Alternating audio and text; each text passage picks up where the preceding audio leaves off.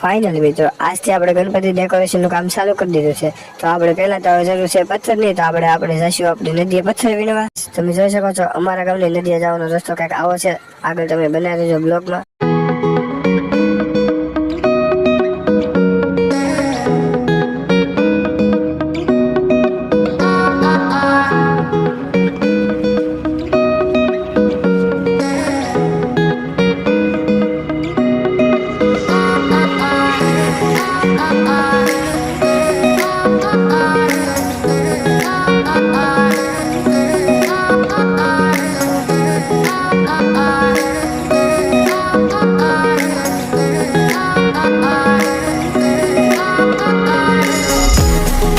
તો ફાઇનલી મિત્રો આપણે બધા પથ્થર વીણવાનું કામ ચાલુ કરી દીધું છે. તમે જોઈ શકો છો.